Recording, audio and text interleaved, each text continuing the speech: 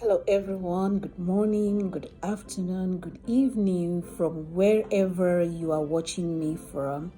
And today I want to delve into some thoughts that have been brewing within me. I've started posting my videos about my church doctrines, and I thought I want to be done with this as the final touch on this aspect of my story. And this story is regarding certain church doctrines. I will be addressing these doctrines individually and sharing how they have impacted my life.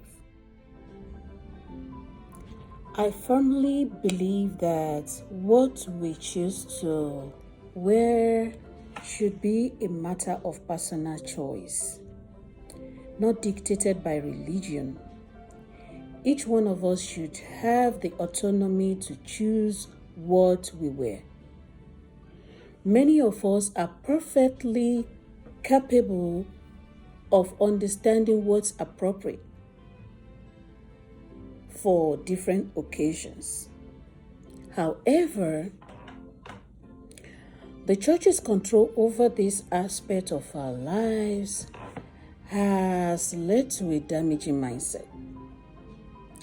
The standards set by the church have made me feel superior simply because of my attire. Aṣọ lásán. The standards set by the church have made me feel superior simply because of my attire. And this in turn has diminished my self-worth and self-confidence. When I dress according to the church's standards, people tend to categorize me. And this has hindered my ability to understand and connect with others who may not share the same beliefs. This control over our attire has led to a culture of judgment, where we criticize others for not adhering to our dress code. As a child, I didn't realize that this was wrong. It's simply finger pointing.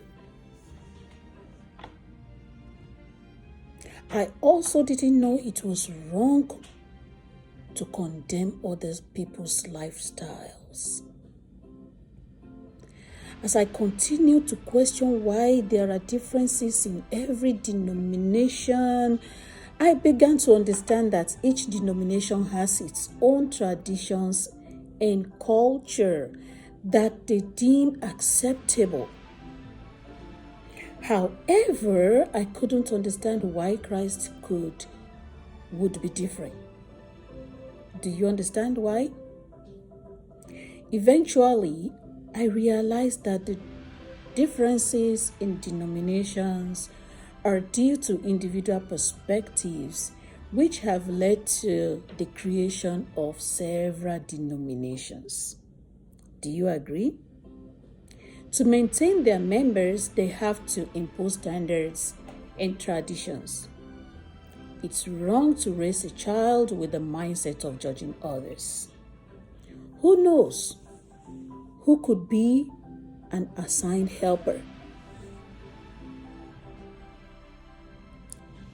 In case you see my eye looking away from the camera, is because I have my notes written and I look at my notes. So in these clips, I'm going to touch on this doctrine, makeup. Makeup should be a personal choice. What do you think? It doesn't define a person as good or bad. Do you agree? Why does the church shame those who choose to wear makeup?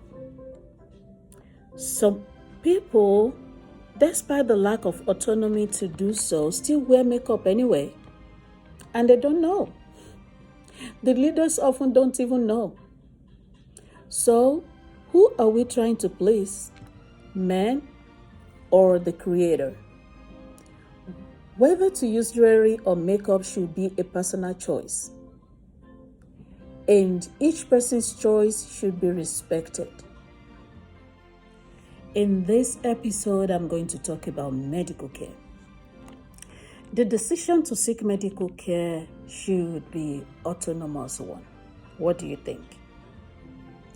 Why would any church prevent members from seeking medical care when they're sick, during childbirth, or for any other purpose?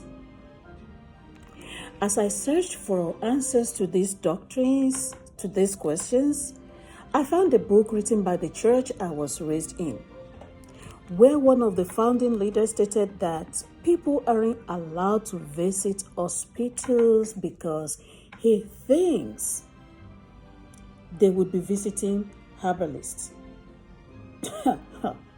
Nobody knew I had read the book until now. I was taken aback and couldn't understand that reasoning. Tell me if you can understand that reasoning. Even if people want to visit herbalists, it's still their decision and should not be controlled. Are we accountable for our actions? Are we accountable for our actions? To me, this is biased leadership, and it has been used to waste lives. Many have died due to minor ailments and major illnesses as well. I remember when people were sick and members were sent to visit and pray with the person. Instead of focusing on the purpose for which they are there, they would check the house to see if the person had medication. Why?